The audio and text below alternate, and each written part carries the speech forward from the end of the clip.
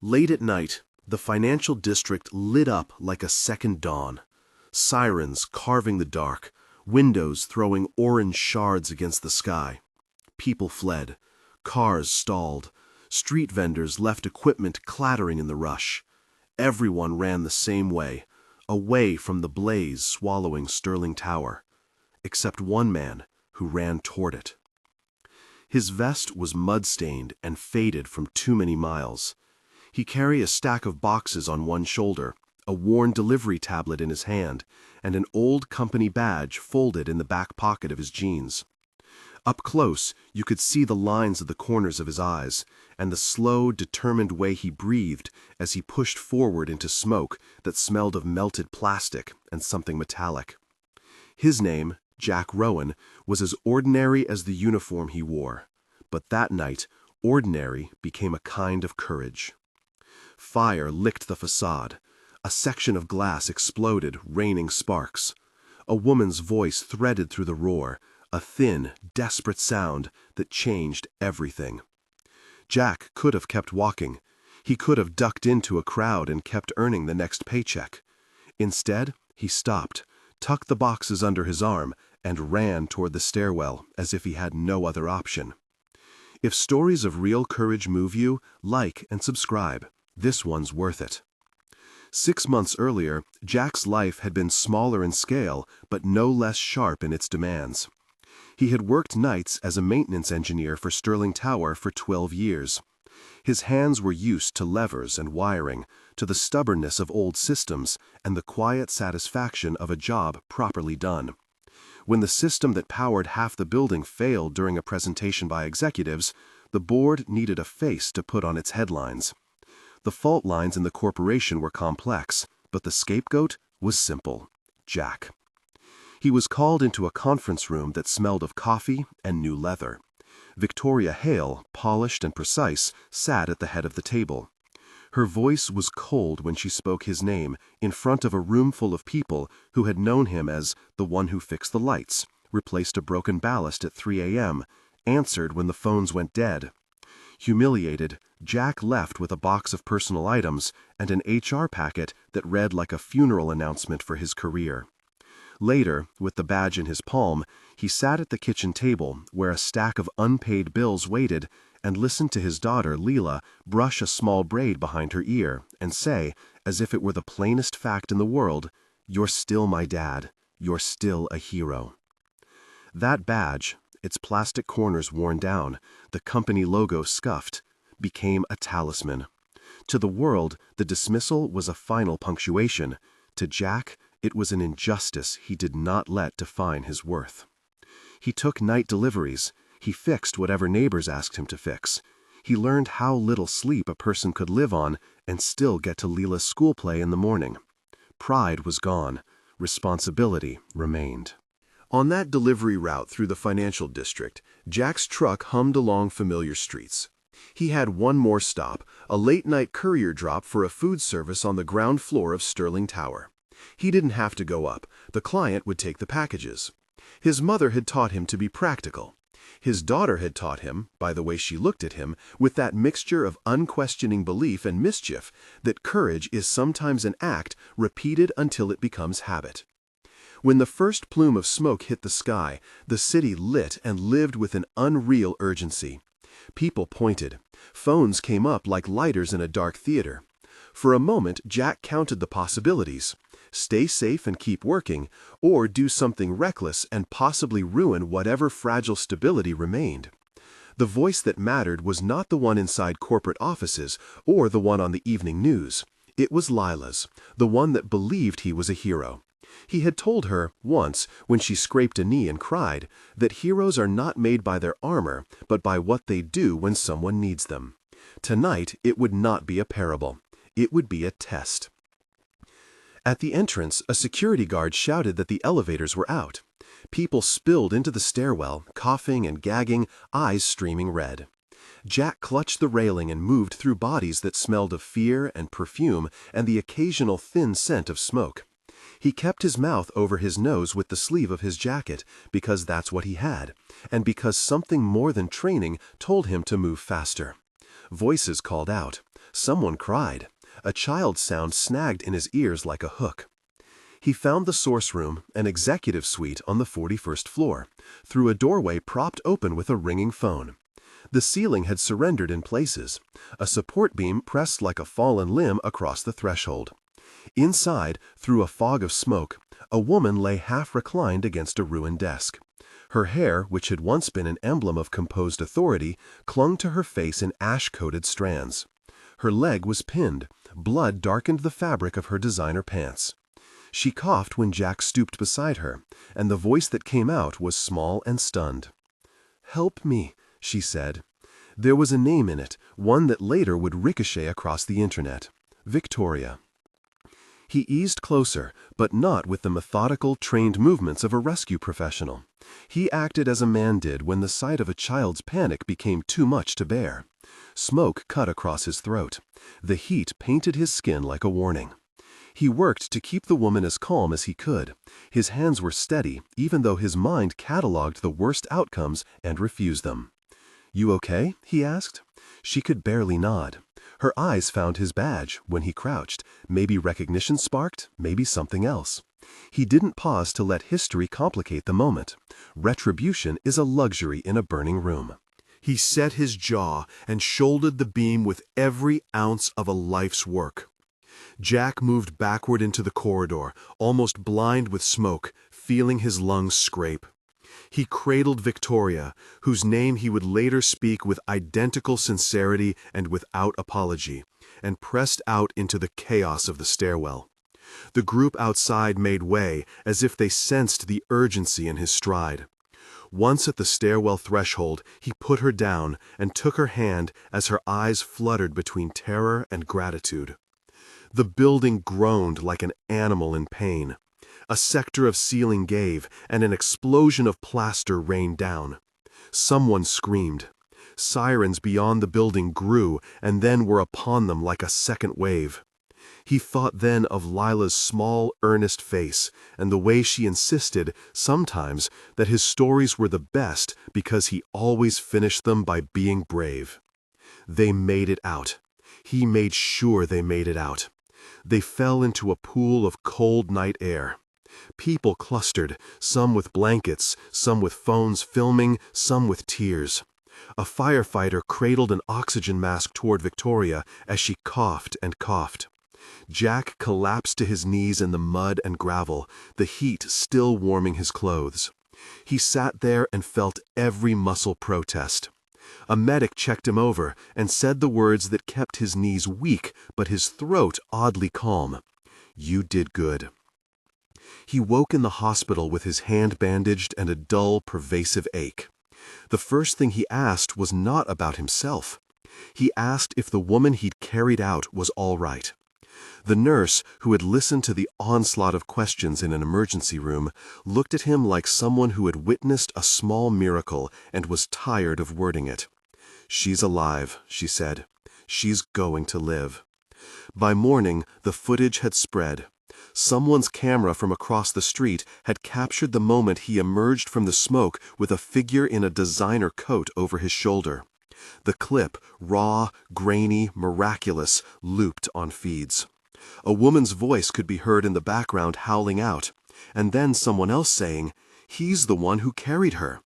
In minutes, it became clear that the man who had run toward the fire was also the man who had been seen leaving Sterling Tower months before with a box and a badge.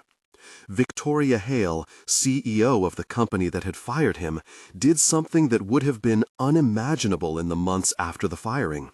She went public, but not with a press release sanitized by legal teams. She went to a camera, hit record, and spoke to the world in a way that cut past corporate spin. Live, unfiltered, she looked older than her age. The fire had carved into her a new humility. "I fired a man named Jack Rowan," she said. And because the clip was live, because millions could watch it once, the sentence landed with the force of confession. "He saved my life." The video did not tiptoe around the truth. She told people, plainly, about the mistake that had been made in how they handled the system failure, about the way she had chosen someone to shoulder blame. She spoke of the guilt that followed. The camera bore witness to the strain in her jaw as she admitted she had been wrong. A plea followed, not the kind corporates offer when lying in wait for litigation, but something closer to a raw asking, "What can I do to set this right?" The internet does what it does. The clip gathered viewers, millions of them. In the first 24 hours, the live stream crossed 5 million views and drew 30,000 comments, some angry, some apologetic, some simply stunned. News anchors replayed it in clipped form. CEO admits error. Hero emerges. Opinion boards debated public accountability. Commenters split into camps, trying to place blame and credit. The hospital room where Jack and Victoria lay was a strange, compressed place of differing needs. He had bruises along his ribs and a sprained shoulder. She had surgery scars and a long recovery ahead. Nurses came and went. Reporters gathered at the hospital entrance like birds. Victoria's public confession had complicated prosperity with conscience. The board was already arranging counsel. The public was already shaping a narrative of redemption and reckoning. Victoria came to see him, not in a flash of corporate security, but with humility and a voice that shook. She placed a small, cheap bouquet of daisies on the bedside table.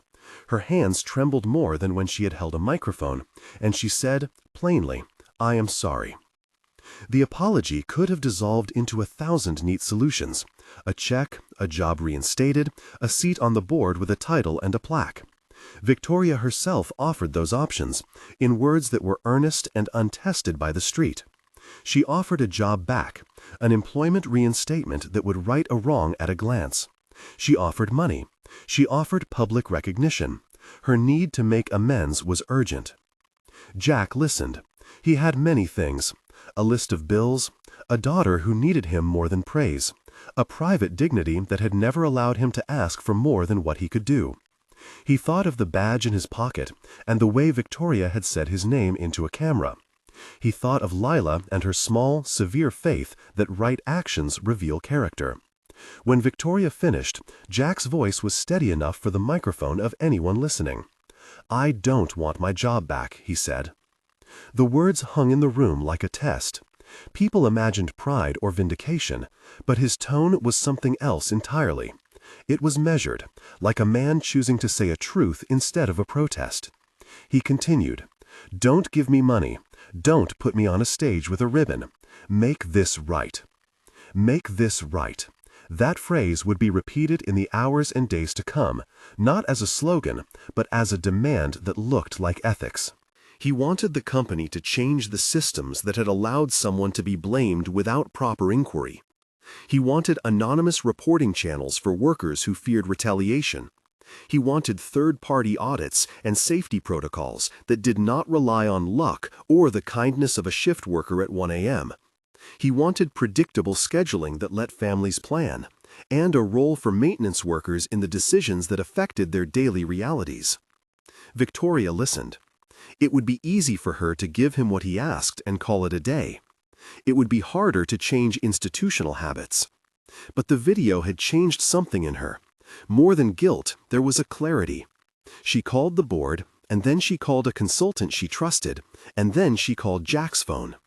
The conference rooms that had once expelled him were now the places where he sat, not as a trophy, but as a person whose voice mattered. When she first offered him a role, she phrased it as an apology dressed in corporate language, a consulting position to review safety and reporting structures. He considered the tables and charts she could provide. He considered how much of himself he wanted to let into the company that had cast him out. In the end, he accepted an offer that honored his conditions but did not turn him into a figurehead. The terms were clear.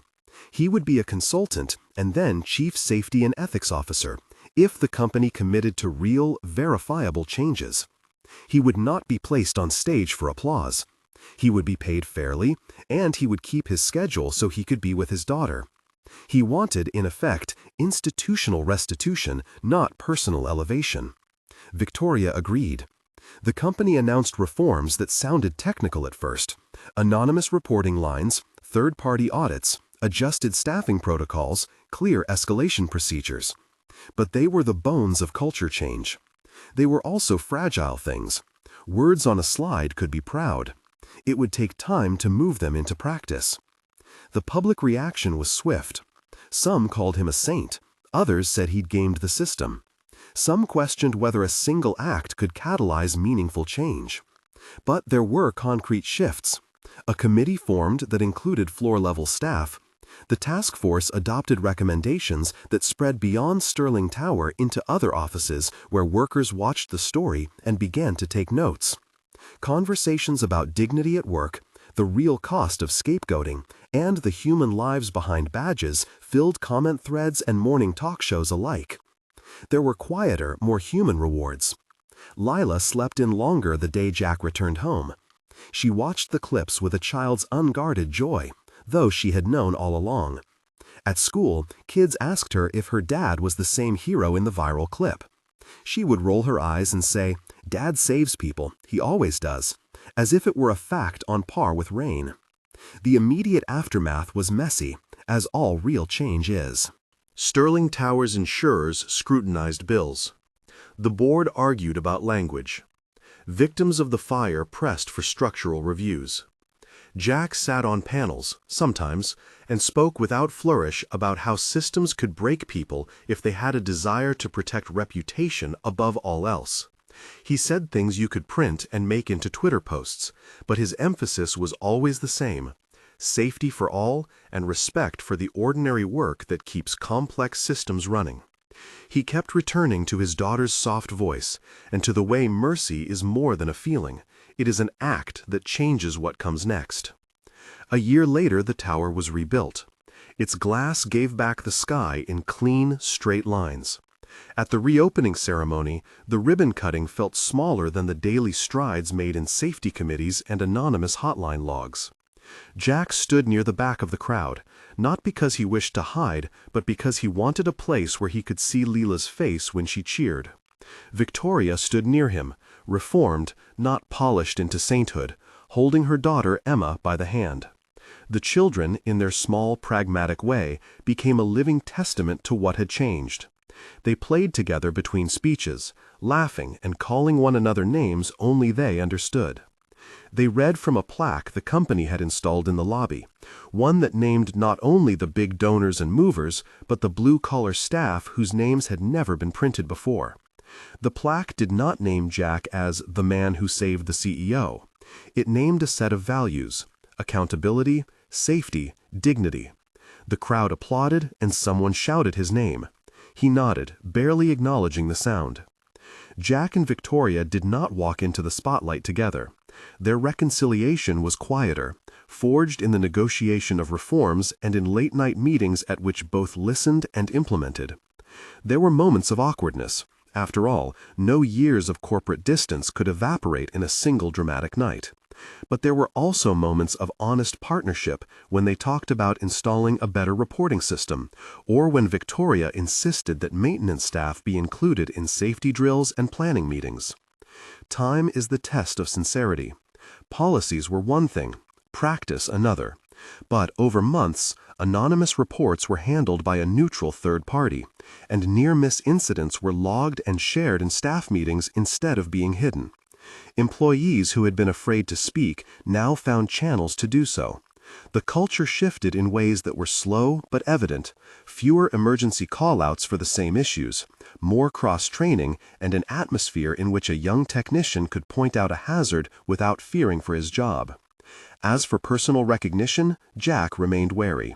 Fame, the fleeting kind that sits on the surface of a life, never suited him. He accepted occasional interviews, not to bask, but to insist on the point that had saved people before and would save them again. When institutions protect themselves at the expense of their workers, everyone suffers.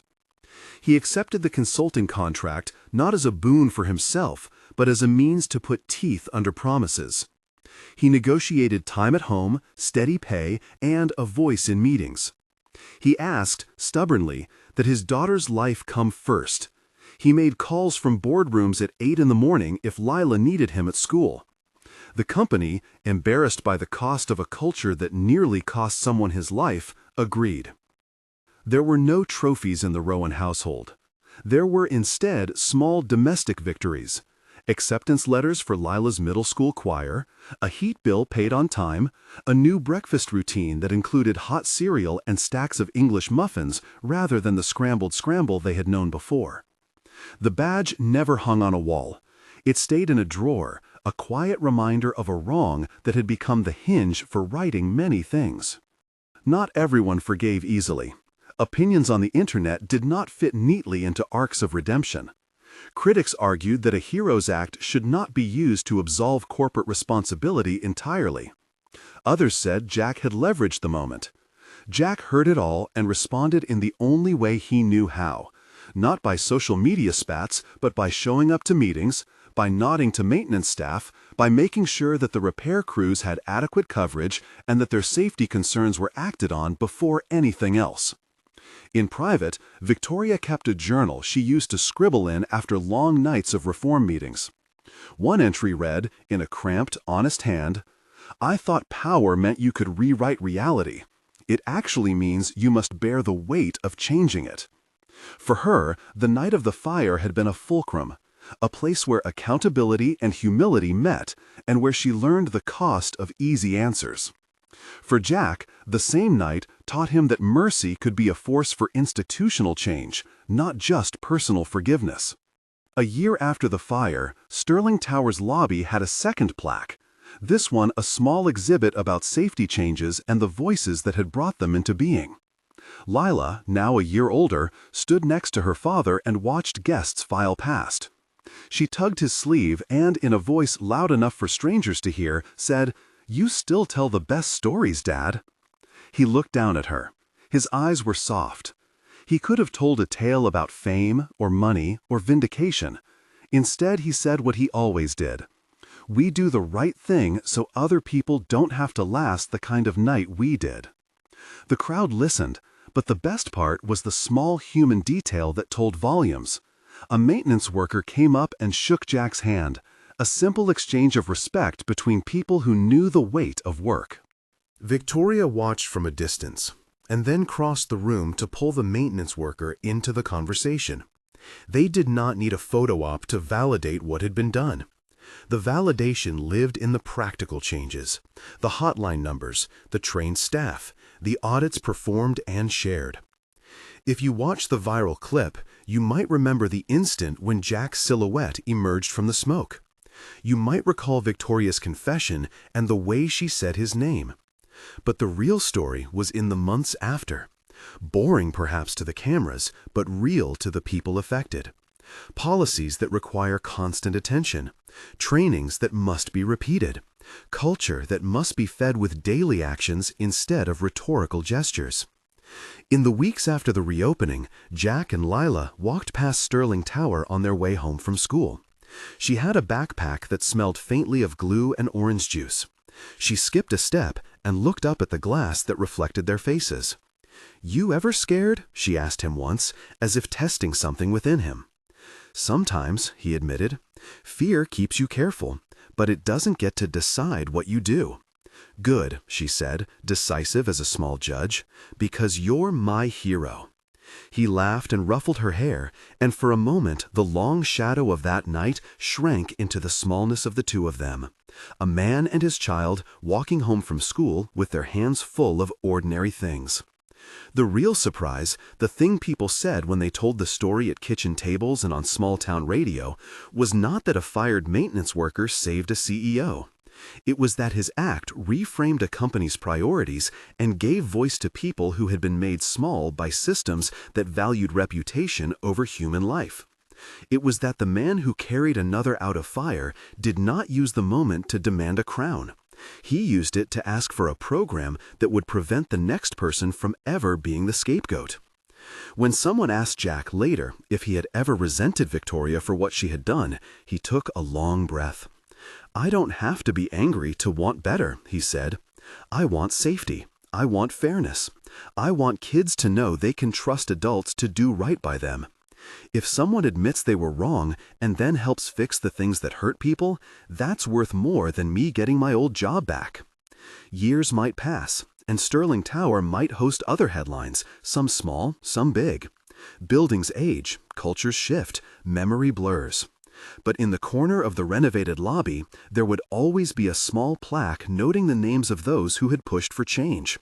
It would be read by people who did not know the drama that swelled on nights like that one. But the words would carry: accountability, dignity, safety, mercy. The headline might read like a sensational flip: "Heroic single dad rescues CEO. You won't believe what happens next." The "you won't believe" part is true in its way. People do often expect certain roles to remain fixed. They do not expect the wronged to be the rescue, nor the powerful to become the penitent. But the story's next line, what happens after the rescue, was the part that mattered most. It was not glamour or spectacle. It was spreadsheets, committee meetings, children learning that adults can be flawed and still choose to fix what they break. On the sidewalk outside the rebuilt tower, Jack crouched to tie Leela's shoe. The sun was gentle. She jumped and ran to the corner to chase a pigeon. He watched her go and then reached into his pocket. He took out the old badge, rubbed it on his thumb, and slipped it back into the drawer. "Dad," she called, voice bright as a bell. He stood and followed her, hands warm in pockets. They walked past the doors where a security guard nodded to him with a smile that held a question and an answer both, acknowledgement and thanks. He did not need plaques or lights to know that something had changed. He knew because the work was different now, not fixed by one heroic gesture, but by the slow, stubborn, everyday choices people made to keep one another safe. Share this story if you believe mercy beats revenge, and tell us who you think the real hero is.